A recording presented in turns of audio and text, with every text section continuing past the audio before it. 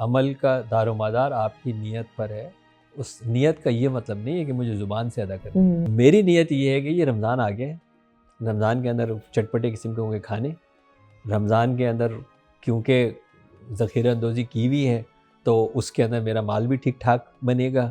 عید کی تیاری میں نے ابھی سے کر لی ہے تاکہ مجھے زیادہ آمدنی ہوگی. ہر عمل کے پیچھے ایک نیت ہوتی ہے.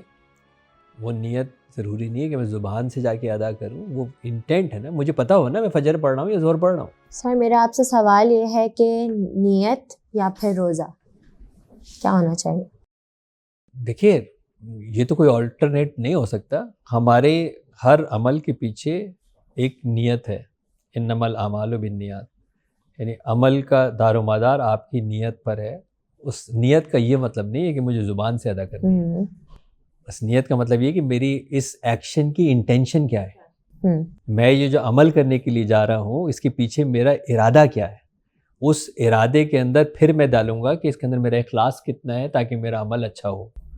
تو اگر میں نے یہ ارادہ کیا کہ میں ایک ایسے ماہ مبارک میں داخل ہو رہا ہوں جو کہ رب تعالیٰ کا مہینہ ہے, اور اس رب تعالیٰ کے مہینے کے اندر میرا ایک ہی مقصد ہے کہ میں اپنے رب کے تعلق کو مضبوط کروں گا.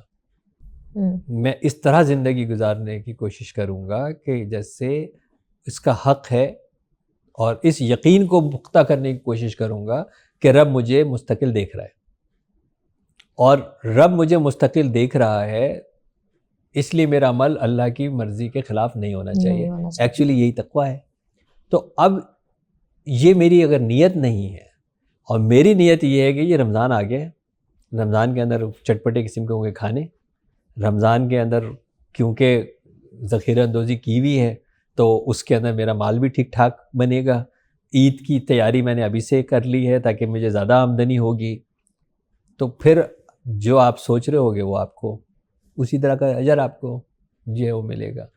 رب تعالیٰ یہ کہہ رہے کہ جی مجھے تو آپ کے, اگر آپ اس رمضان کی روح کا جو تقاضا ہے اگر آپ وہ پورا نہیں کر رہے تو مجھے تو آپ کے فاقے کی ضرورت نہیں ہے. بالکل ہے نا, مجھے تو آپ کا فاقہ نہیں چاہیے.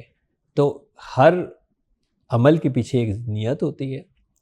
وہ نیت ضروری نہیں ہے کہ میں زبان سے جا کے ادا کروں, وہ انٹینٹ ہے نا. مجھے پتہ ہو نا میں فجر پڑھ رہا ہوں یا ظہر پڑھ رہا ہوں, لیکن مجھے کہنے کی ضرورت نہیں ہے کہ میں یہ 2 رکعت فجر پڑھ رہا ہوں.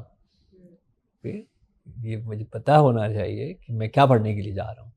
تو اگر میں ایک ایسے عمل شروع کروں جس کے پیچھے نیت اور اخلاص نہیں ہوگا تو پھر وہ عمل بھی جو ہے وہ اتنا کارآمد نہیں ہوگا.